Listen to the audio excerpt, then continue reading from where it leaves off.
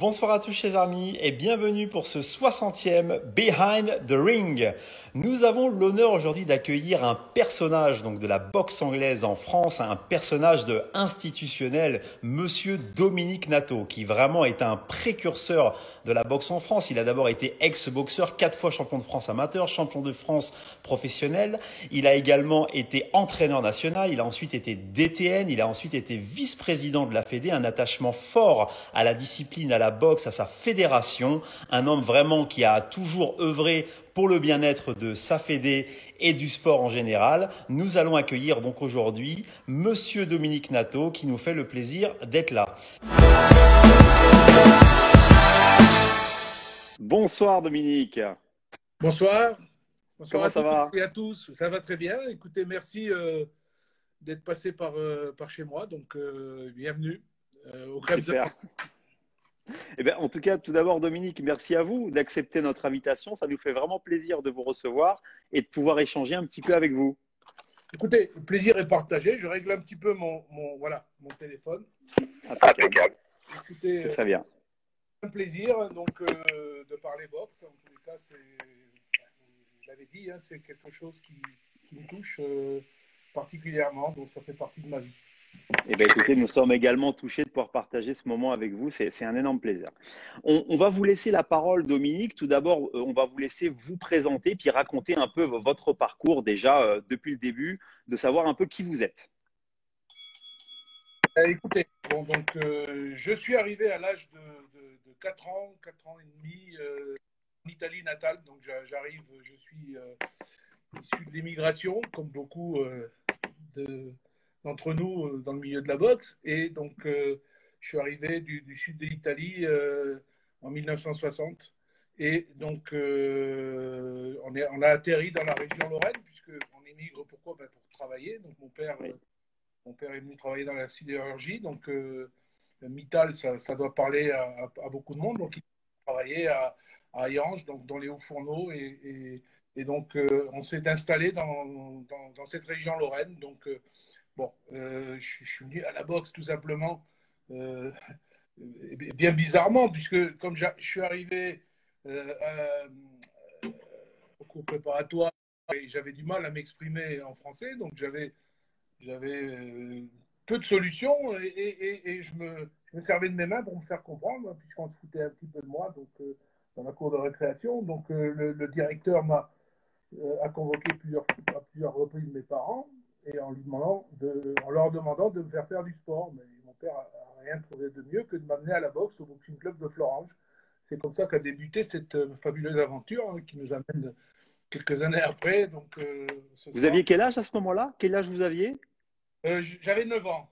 Très bien. Première incursion dans une salle de boxe à l'âge de 9 ans. Donc, alors à l'époque, il n'y avait pas ni de boxe scolaire, ni de boxe Oui. universitaire, ni de boxe éducative. Éducative. Oui. Donc, de l'âge de 9 ans jusqu'à l'âge de 16 ans, j'étais à la salle tous les soirs. Donc, le lundi, le mercredi, le vendredi. Mon père m'amenait, mais quand il faisait les 3-8, eh ben, j'y allais à pied.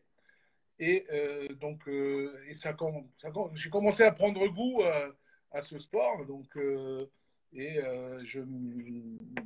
j'ai attendu mes 16 ans pour pouvoir faire mon premier combat. Et D'accord. donc, mes 16 ans, 1974, je fais mon premier combat face à un garçon qui avait 26 ans. Donc, aujourd'hui, ça serait totalement illégal. Mais à l'époque, ça se faisait. J'étais donc cadet surclassé et j'ai fait mon premier combat donc à la Scala de Moyeuf. C'était un ancien cinéma. Donc Moyeuf, c'était une ville en Lorraine. Et donc c'est là aussi que j'ai démarré ma carrière de boxeur amateur. Donc, Très bien. Dans la carrière amateur, combien de combats pour situer un petit peu? alors, je crois qu'en tout, on va avoir 70 70. combats. Une, Et 4 fois champion de France, j'ai noté. C'est bien ça?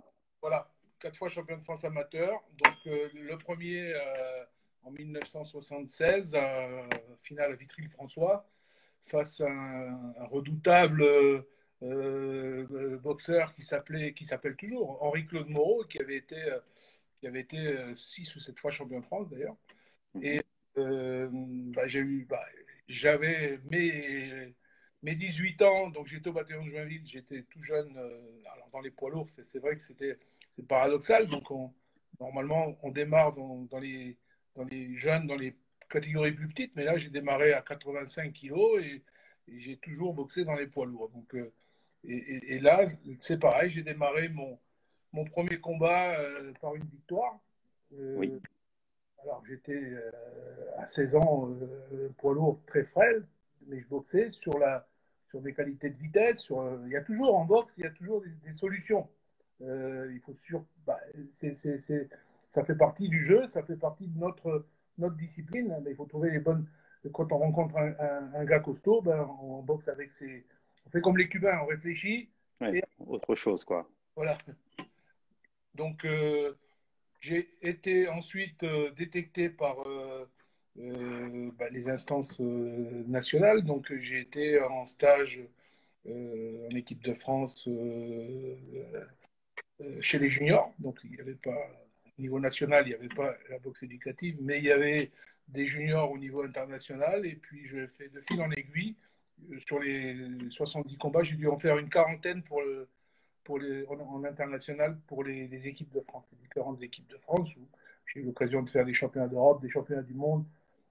Donc je suis rentré dans le giron fédéral à l'âge de 16 ans. J'en ai 62. C'est pour ça que certains ont l'impression que je suis un ancêtre et que je suis très vieux, mais je n'ai que 62 ans. Et c'est vrai que certains sont peut-être fatigués de me voir, mais bon, je suis désolé.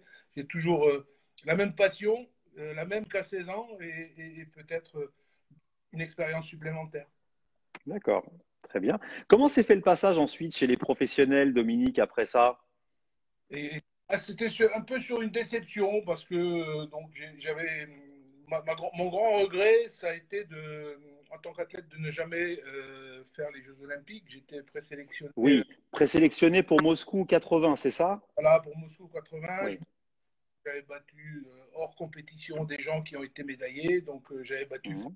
Damiani qui par la suite est devenu vice-champion olympique lors de l'Olympiade d'après Moscou, donc à Los Angeles, et qui a été ensuite champion du monde WBO chez les professionnels. Donc j'avais, on va dire, j'avais eu de belles performances avec au championnat du monde de Belgrade, bah, une victoire notable sur un soviétique, Bizotsky, qui avait la particularité d'avoir battu 2 fois Stevenson. Donc, pareil, j'étais tout jeune dans cette galère à Belgrade, donc, avec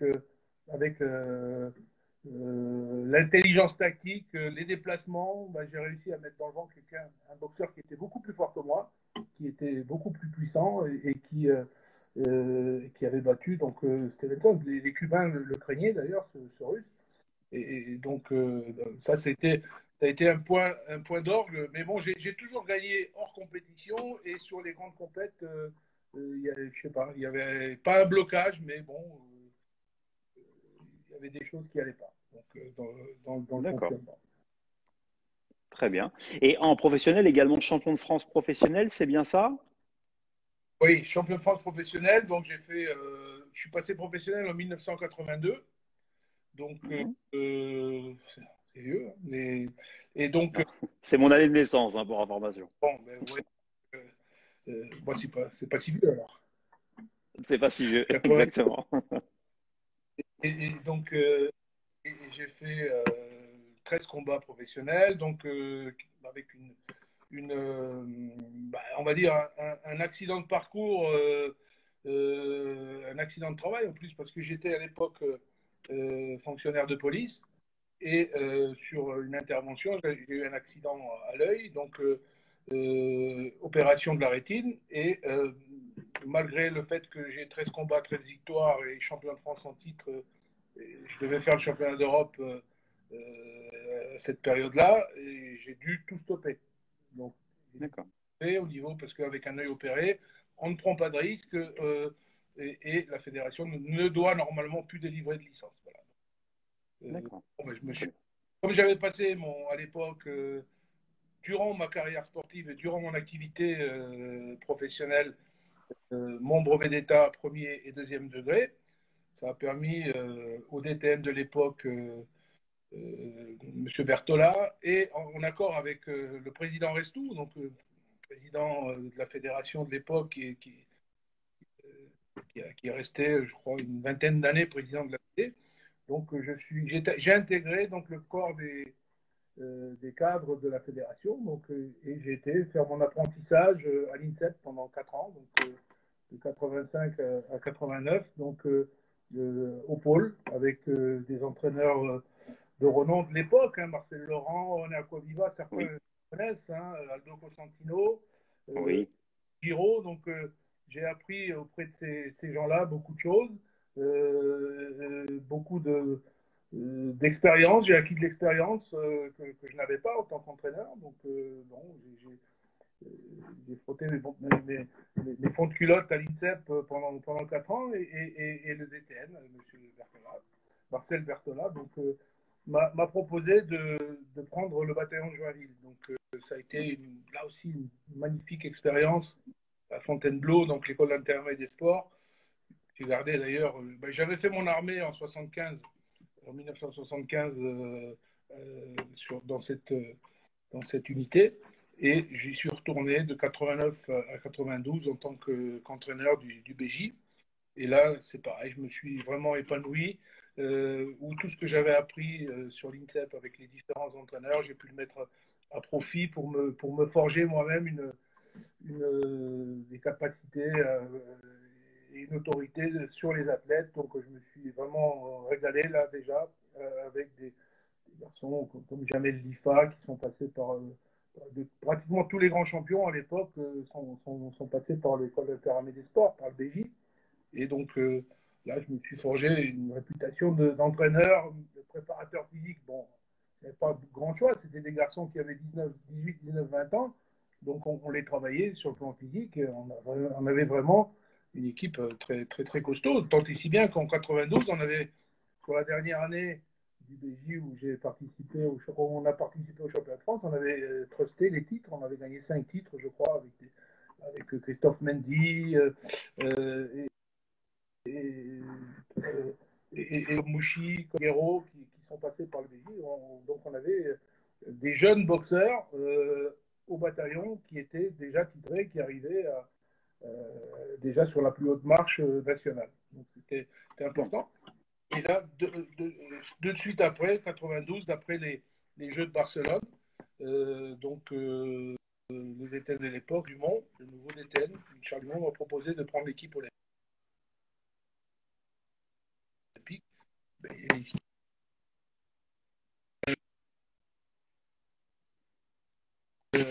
ouais. Vous avez reçu un.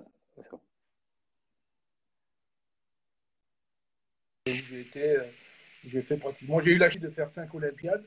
J'ai pas fait en tant qu'athlète, c'est mon grand regret, mais je me suis rattrapé en tant que cadre, en tant que DTN et ensuite en tant qu'élu sur les différentes. Donc j'ai fait toutes les Olympiades depuis Barcelone, Atlanta, Sydney, avec la réussite qu'on connaît, Athènes 2004, 2008 Pékin, donc en tant que cadre, et 2012 et 2016 en tant que dirigeant donc, de la Oui, fédération. C'est quand même c'est ça. des moments forts que la boxe, c'est super, la boxe professionnelle, c'est très bien, mais la boxe olympique, et quand on participe et qu'on est acteur au niveau des Jeux olympiques, fabuleux. Ça, c'est quelque chose qui marque à jamais la mémoire des boxeurs qui ont gagné sur Participe, l'Olympique. hein. Voilà donc un Absolument. parcours. Une, une petite, juste une petite question, Dominique, parce que ce live est interactif. Il y a Lolo, qui est un fidèle auditeur de l'émission, qui nous demande comment trouvez-vous que la boxe a évolué depuis toutes ces années? Donc, vous avez vu les différentes Olympiades. Quelle différence vous voyez dans la boxe d'aujourd'hui et la boxe d'autrefois? Quelles sont les différences majeures que vous notez? Les majeures, elles sont adaptées au changement de la réglementation. Donc, on est passé de 3-3 en 4-2-2, Oui, 5-2-2, on est revenu à 4-3, on a changé les règles, on a mis le casque, on l'a enlevé. Donc, mais malgré toutes ces différences liées à l'aspect technique, puisqu'on s'adapte, hein, ben, les Cubains qui étaient les meilleurs avant, ça reste les meilleurs aujourd'hui avec une boxe de construction, une boxe technique, fluide, mobile, mobilité, placement, sens du placement, sens de l'anticipation. La boxe reste la boxe. Ça reste toujours le même schéma.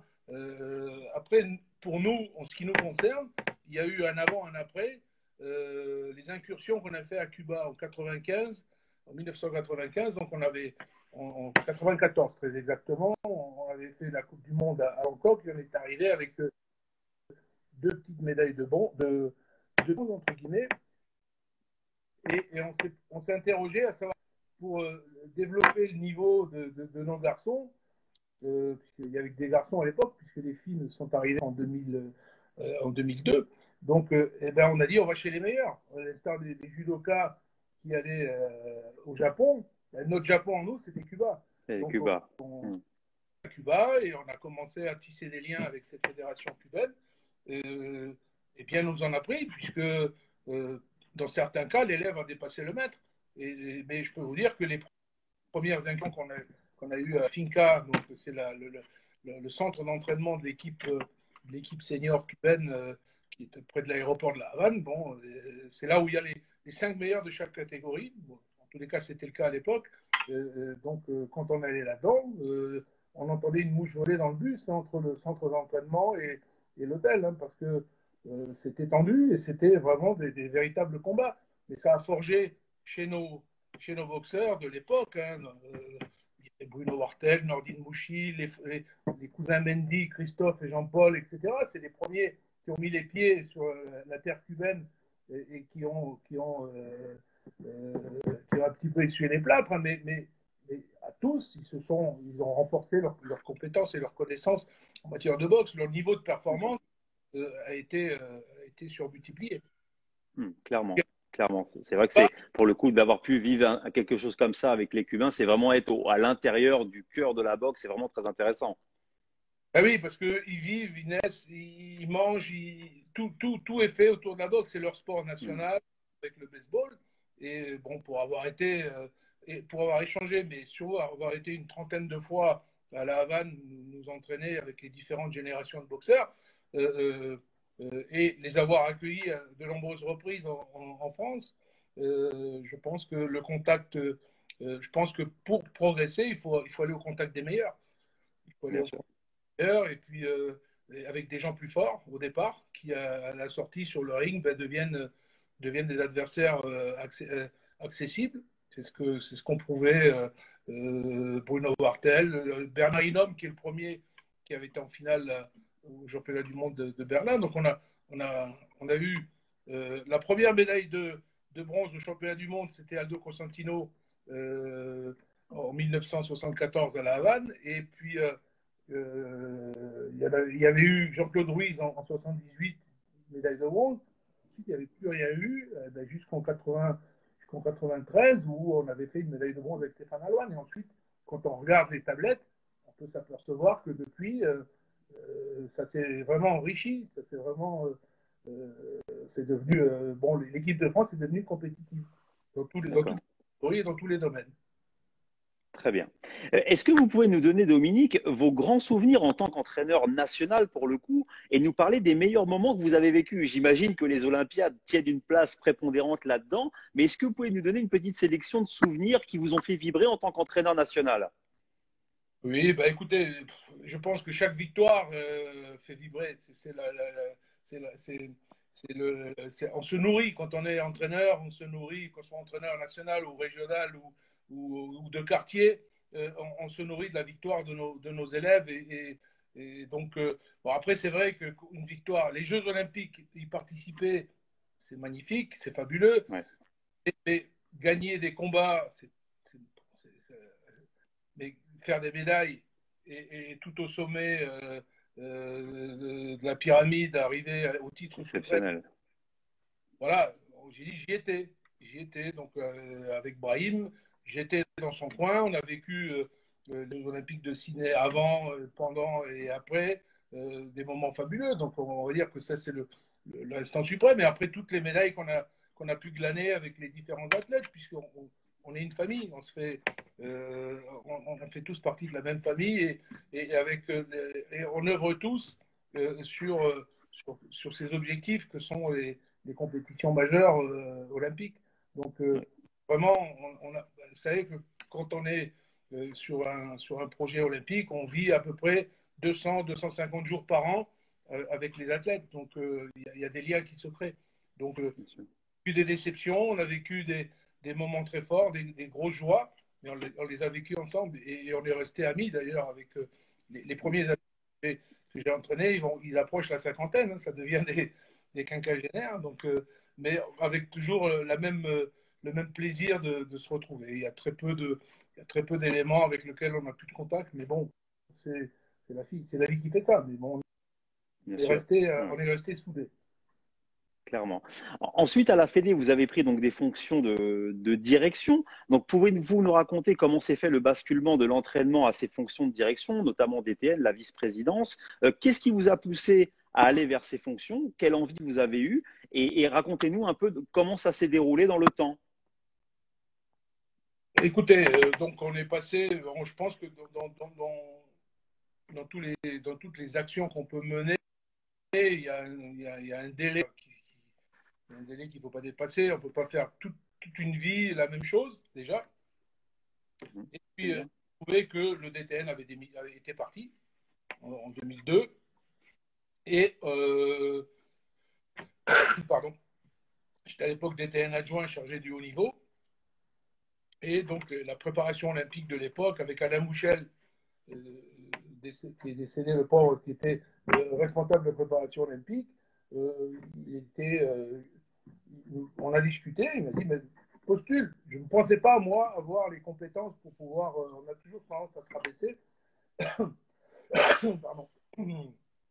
J'ai pas le Covid. Hein, non, il n'y a pas de souci. et donc, il m'a convaincu de postuler. Et on était à plusieurs, donc à postuler. Et puis bon, moi, la boxe, c'est quelque chose qui me parlait bien. La partie gestion managériale, ça me parlait un petit peu moins, mais bon, Alain s'était chargé de m'accompagner au départ. Et puis, je pense qu'on apprend sur le terrain. Donc, j'ai postulé. Je ne vous dis pas que les premières années, ça a été facile. Les 2 premières années, ça a été compliqué parce que c'est un autre métier. Entraîner, c'est une chose. Sur le terrain, c'est une chose. Et transférer ce qu'on a. Par contre, c'est un avantage d'avoir vécu le terrain en tant que boxeur, en tant qu'entraîneur. Donc, c'est quelque chose de riche. Et donc, ça m'a permis de faire des transferts. Et puis, quand en 2002, j'ai pris cette équipe olympique en tant que DTN, puisque ça reste toujours un sport olympique. Donc, l'esprit olympique reste partout, même si on a, Très présent.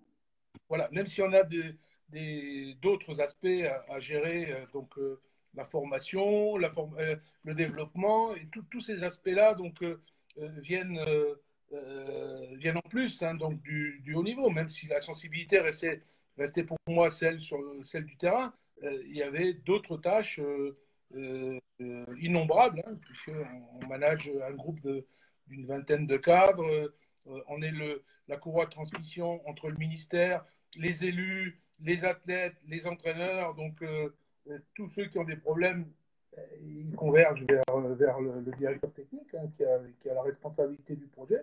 Normalement, on a 3 fois plus de tâches qu'on peut en abattre, mais bon, on fait avec. Il faut hiérarchiser les tâches et puis savoir ce qui est le plus important avant d'agir. Donc, c'est un moment intéressant, très intéressant dans le développement de ma carrière administrative, entre guillemets, puisque j'étais professeur de sport à l'époque. Et là aussi, j'ai acquis des compétences sur la gestion financière, etc., qui m'ont permis après de rebondir sur le plan professionnel à l'extérieur de la boxe également. Donc, mais là, on a vécu des moments intéressants aussi, en lien avec les athlètes toujours et les entraîneurs, et aussi avec la boxe professionnelle, puisque à un moment, on avait considéré que la boxe, amateur ou professionnelle, il n'y a qu'une fédération, donc on doit travailler en concert avec eux. Et j'étais en 2008-2010 directeur de la Ligue professionnelle avec Serge Poteau comme président, donc maître Serge Poteau, l'avocat marseillais. Donc je pense qu'on avait fait initier quelques bons projets en faveur des boxeurs professionnels. On avait d'ailleurs commencé à travailler sur le statut du boxeur, donc en 2008, hein, c'est pas récent, qui n'a toujours pas abouti. Le statut du boxeur professionnel est pour le moment à construire et ça fait partie des projets futurs. Hein. Des pistes, oui. Un des projets qu'il faudra mettre en place si on veut clarifier le projet fédéral, tant au niveau de la partie administrative que au niveau de la sportive et la partie financière et professionnelle notamment, puisque on est pas mal attaqué sur cet aspect. Parce que oui, effectivement, on va y revenir. Sans statut pour nos boxeurs. Absolument. Il y a beaucoup d'expérience dans votre parcours, Dominique, un boxeur, entraîneur, encadrant, cadre fédéral. On sent vraiment qu'il y a eu un travail de fond, de longue haleine qui a été fait dans cette fédération, un vrai amour de la fédé et du sport en général. Aujourd'hui, racontez-nous ce que vous avez prévu donc pour les prochaines années. Parlez-nous un peu de vos plans, de ce programme. Racontez-nous un peu ce que vous avez dans la tête. Écoutez, ce que je voudrais dire, pour en terminer avec, on peut parler de moi, et après il faudra parler de ce qu'on veut faire. Oui. Je veux dire qu'on peut aussi s'exprimer en dehors de la boxe et le fait d'avoir, et ça j'encourage tout le monde à le faire, j'avais passé un master en management, j'avais passé un master en droit du sport, ça m'a permis de mettre un peu d'ordre dans toutes dans tout ce que j'avais acquis comme expérience sur le terrain et de remettre un petit peu d'ordre dans mes outils, dans ma caisse à outils, et ça m'a permis d'aller ailleurs que dans la boxe, m'exprimer. Donc, je suis passé inspecteur jeunesse et sport et directeur de CREPS, où là aussi j'ai acquis beaucoup de compétences nouvelles, toujours avec les mêmes principes managériaux. Donc, je pense qu'il faut travailler sur un triptyque, quoi qu'on fasse, c'est la définition des objectifs, l'évaluation des moyens et la mise en place de la stratégie. Si on ne met pas ça dans cet ordre-là, forcément, il y a un moment donné, c'est bancal. Donc, je pense que, et ça, on a pu le vérifier. Bon, je pense que sur le Club de Nancy, où je termine ma mission, puisque on peut rester que 8 ans, donc je termine, et pour me préparer à éventuellement endosser la casaque de président de Fédé, parce que tout le monde le sait, que je suis candidat à l'élection en mars 2021. Donc, je pense que c'est des choses qui peuvent être utiles, puisque au niveau des collectivités territoriales, au niveau des gens qui décident au niveau du sport national, etc., on a des contacts permanents, puisqu'on développe au-delà de la discipline boxe, même si on a créé un pôle France Jeune ici à Nancy, on touche toutes les fédérations, on est en lien avec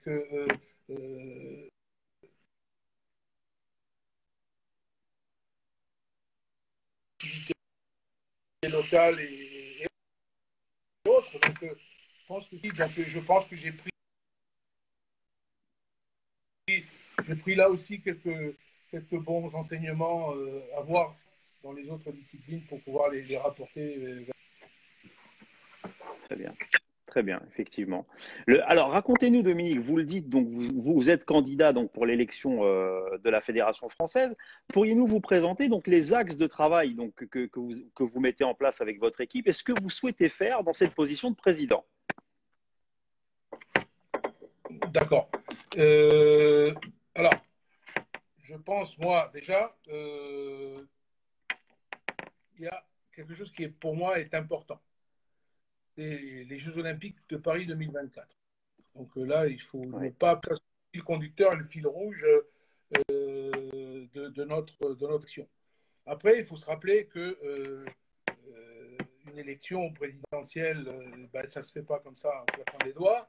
C'est fondé sur une équipe, donc 24 personnes, c'est une équipe de 24 dans les textes fédéraux. C'est un projet obligatoire, donc le projet on l'a. L'équipe, elle est présente avec une forte présence féminine, puisque sur les 24, il y aura 10 femmes. Donc, il y a 10 femmes, et pas des femmes pour avoir des femmes, mais des femmes qui ont au niveau de la boxe des compétences et un parcours. Donc il y a effectivement des personnes qui sont au comité directeur actuellement. Donc il y a 18 comités régionaux. Donc les femmes qui sont actuellement présidentes de comités régionaux font partie de mon équipe. Il y aura des nouvelles têtes comme Sarah Oramon, que tout le monde, que je ne présenterai pas. Il y aura, voilà, donc il y a tout un ensemble voilà, les éléments factuels sont à prendre en compte. Et donc, j'ai pas décidé comme ça en claquant des doigts de devenir président de la fédération parce que j'ai considéré que j'étais légitime. Voilà, déjà j'ai une majorité, je suis vice-président de la fédé depuis 3 ans, et une majorité des présidents qui vont se représenter soutiennent mon projet. On est dans une perspective innovante. Donc, effectivement, il faut que nous, ce qu'on voudrait, c'est alors, en prenant en compte ce qui a été fait, parce que André Martin, donc on ne peut pas dire qu'on se désolidarise d'un comité directeur avec lequel on a collaboré. Donc, il y a des choses qui sont bien faites. M. Martin a remis à flot les finances fédérales, qui étaient un petit peu exsangues à un certain moment. Nous avons initié des choses intéressantes sur par exemple, la formation. Un axe qui me paraît essentiel, c'est la formation initiale et continue des arbitres, des officiels. Ça, c'est un point sombre de notre fédération. Donc là, on a initié voilà, au même titre que la formation des cadres qui avait été à un moment donné remise en phase complètement. Je pense que la formation initiale et continue des officiels, notamment des juges arbitres, est un point fort de nos objectifs. Donc, il va falloir aller chercher des jeunes talents, des jeunes arbitres pour les former. Et pour les former, il faut des formateurs. Pour avoir des formateurs, il faut un financement. Il y a toute une stratégie qui doit être mise en place autour de cette formation initiale et continue des arbitres. Donc ça, c'est un point fort. Hein. Donc c'est un chantier novateur qu'on a déjà initié. Donc la politique autour des territoires ultramarins. Donc là aussi, l'île de la Réunion, par exemple, c'était le comité de France numéro 1 dans les années 90, 95. Et bon, il n'y a pratiquement plus de pratique. Donc il faut se poser des questions. Les talents sont toujours là-bas. Mais qu'est-ce qui est fait? Qu'est-ce qu'il faut faire pour avancer et développer la pratique au niveau des îles? Il y a des talents formidables. Willy Blin, champion du monde, Bernard Hinault, vice-champion du monde, ça vient de la Réunion. Donc, ils n'ont pas la source n'est pas taille. C'est nous qui devons absolument aller. Alors, il y a aussi un axe fort, c'est la professionnalisation au niveau de la fédération. Donc, on est à l'ère du numérique. Donc, je pense qu'on a vraiment besoin de s'engager plus fermement vers le numérique. On travaille parfois avec des papiers.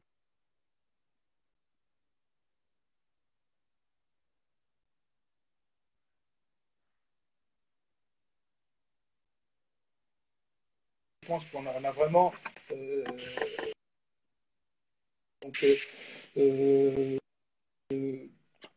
des grandes couleurs. Donc, il y a quelque chose qui me tient à cœur. Donc, tout le monde le sait. Donc, la boxe amateur, la boxe professionnelle, il manque des courroies de transmission entre les différents secteurs, notamment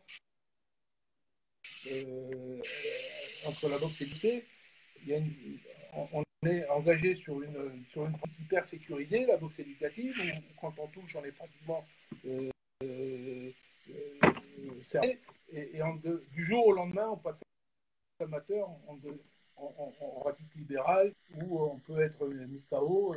Donc il y a dans mon esprit et puis dans l'idée du projet qu'on veut mettre en place une passerelle entre les deux, qui permettrait peut-être, alors c'est une forme qui était antérieurement qui s'appelait le pré-combat, mais qui n'était pas forcément, qui n'est plus dans ce qu'on veut faire, ce n'est plus tout à fait la même chose. C'est déjà c'est la boxe amateur avec des vrais arbitres amateurs, mais on évacue complètement le hors-combat, la notion de hors-combat, il n'y a pas de décision, il y a des décisions au point, parce que moi je considère, et je pense que pour les jeunes talents qu'on veut développer au travers de la boxe éducative vers la boxe amateur, la boxe est un sport où on construit des actions, c'est pas un sport où on détruit l'adversaire. Donc cette notion-là, il faut la laisser quand on est plus expérimenté et pour la boxe professionnelle. Mais sur la boxe, il faut protéger nos athlètes parce que c'est pas normal que le gros pourcentage que nous avons en boxe éducative qui se régénère tous les ans, on ne le récupère pas chez les amateurs. Il faut se poser des questions, il y a des bonnes questions, et savoir comment faire. Après, il y a la boxe scolaire universitaire aussi qui peut être mieux pénétrée, mais encore, faut-il avoir une pratique adaptée parce que dans l'éducation nationale, je sais, puisque je travaille avec eux, n'accepterait pas des confrontations directes en boxe amateur. Boxe, une pratique adaptée, intermédiaire entre la boxe éducative assaut et la boxe amateur, ça serait le bienvenu. Et toujours pareil, la santé, il faudra continuer à travailler, donc je ne veux pas tout dévoiler au niveau de notre projet. Je vais rester assez succinct, mais il y a faire évoluer les conventions de l'UCIF avec les comités régionaux. Donc il y a un financement qui est fait maintenant par la fédération sur les comités régionaux parce que je pense qu'il faut décliner la politique fédérale sur les territoires. Donc pour la décliner, il faut des moyens, il faut former les équipes techniques régionales. Donc vous savez, on est encore notre action est fondée sur la loi de 1901, la loi sur le bénévolat. Je pense qu'il faut passer à autre chose. Il faut, quand les gens interviennent, il faut les rémunérer. Donc, et pour ça, il faut avoir des budgets.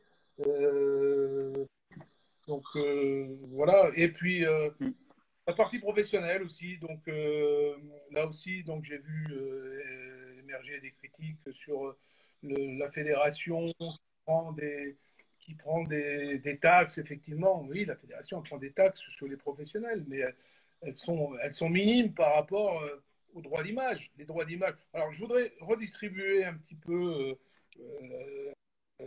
les subsides sans empêcher les qui font un excellent travail de travailler, de monter des compétitions. Mais dès lors qu'il y a une télévision, il faut que cette partie-là alimente le fonds de développement de la boxe professionnelle pour, à terme, je voudrais avoir une ligue professionnelle autonome, parce qu'aujourd'hui, on a une ligue professionnelle qui est interne à la Fédé, c'est toujours la fédération qui la gère, parce qu'il n'y a pas d'autosuffisance financière pour pouvoir cette ligue soit autonome, de manière autonome, et sur le plan financier, et sur le plan structurel. Donc, pour l'argent, c'est pas les licences qui peuvent couvrir le fonctionnement d'une réelle ligue professionnelle. Donc, c'est pour ça qu'il y a une redistribution des J'ai une question. Pour que ça soit. Oui. Oui, je voudrais juste vous poser une question, Dominique, par rapport à la ligue professionnelle, parce que c'est vrai que le confinement a mis en lumière donc l'histoire des statuts des boxeurs pros et de leur protection. Si jamais vous êtes élu président, quelles actions vous pourriez mettre en place qui iraient dans ce sens pour répondre à tout ce qui s'est passé pendant le confinement autour du statut des athlètes? Déjà, ça ne va pas plaire à tout le monde. Je ne veux pas être président pour plaire à tout le monde. Président pour construire un réel projet et la fédération du XXIe siècle. Donc, déjà, je considère qu'il y a toute une économie, je ne vais pas dire souterraine, je ne vais pas, je suis pas accablé.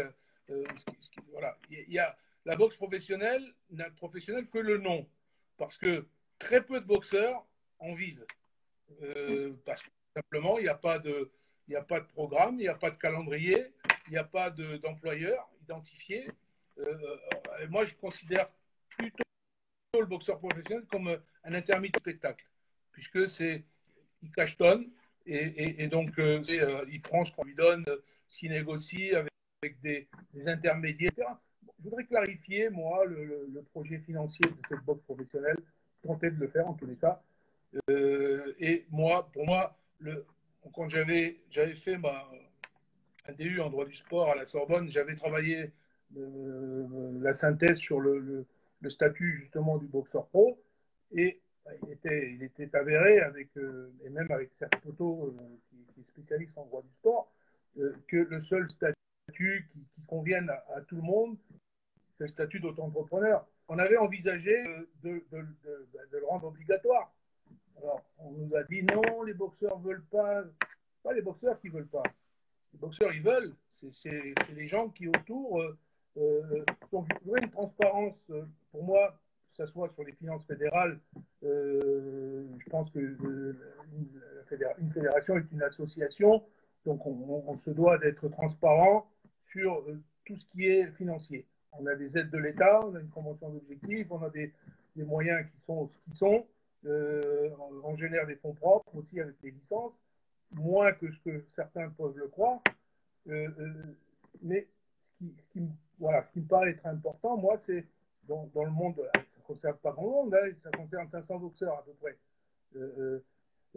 C'est de rendre cette partie-là transparente pour que chacun, il doit, le boxeur pourrait, en étant auto-entrepreneur, facturer à l'organisateur ou au club quelque chose qui correspond à sa prestation. Ça aurait évité à certains boxeurs de rien avoir du tout, parce que les auto-entrepreneurs ont bénéficié pendant la pandémie d'une aide de 1 500 euros, donc du fait de leur statut. Il y en a quelques-uns quand même qui l'ont compris, qui ne se laissent pas mener par le bout du nez. Je dis, je ne vais pas faire plaisir à tout le monde, mais moi je suis pour ma formation initiale, elle est ministère de l'Intérieur, et j'aime bien tout ce qui est clair et tout ce qui est carré. Donc, d'accord. Tout ce qui est sur la transparence, l'équité. Très bien. Une autre question, Dominique, dans ce mandat, donc si jamais vous êtes élu président, on sait que le MMA est maintenant sous la tutelle pour le moment de la Fédération de boxe anglaise. Quel regard vous portez donc sur cette nouvelle pratique et quelle mutualisation est possible donc avec la boxe? C'est une question de Stéphane, qui est un auditeur de l'émission. Oui, alors au départ, ce qu'il faut savoir, c'est que le ministère a souhaité donner une reconnaissance au MMA. Donc, il semblerait que les diverses tendances, les diverses sensibilités qui composent le monde du MMA en France ne se sont pas forcément entendues pour créer leur propre fédération. Donc, elle a fait un appel à manifestation d'intérêt pour que des différentes fédérations existantes puissent proposer leurs services pour avoir l'agrément. Donc, manifestement, les gens qui ont été présentés le projet au ministère ont reçu toute l'attention de nos autorités, puisque c'est la boxe qui l'a obtenu. Alors, bien sûr, ça n'a pas fait plaisir à tout le monde, mais ce que je voudrais souligner, c'est qu'on n'est pas là pour développer la pratique du MMA au sein de la Fédération française de boxe. On est là pour les encadrer, pour leur permettre d'accompagner, de structurer un projet fondé sur la formation des cadres, la formation. Et on est en train de travailler là-dessus avec Lionel Brézéfin, qui est un ancien pratiquant MMA, mais qui est aussi cadre technique à la Fédération de boxe, qui fait un travail remarquable sur ce volet. Et donc, on a une feuille de route, une note de cadrage de la ministre pour que dans les mois qui viennent, on puisse proposer un projet structurant pour ces pratiquants, pour cette communauté MMA, en s'inspirant de ce qui marche chez nous en boxe et peut-être en tenant compte de ce qui ne marche pas pour ne pas reproduire les mêmes erreurs Donc là, on travaille sur le statut du boxeur. Et puis on peut déjà, d'ores et déjà, annoncer que une première grande manifestation sportive aura lieu début septembre et qui Oui, sera boxe et MMA, donc pour marquer symboliquement ce partenariat. Mais donc, absolument. alors, je voudrais rassurer euh, euh, les entraîneurs de boxe. On ne va pas leur imposer d'ouvrir leur salle aux gens du MMA puisque les structures ne sont pas les mêmes. Et je voudrais rassurer les gens du MMA en leur disant que on est là pour les aider à structurer et en fonction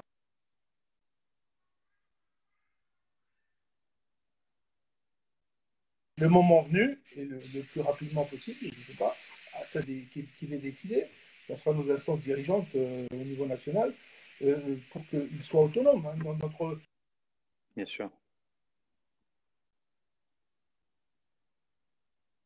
au bénéfice de la boxe. Et c'est pas non plus.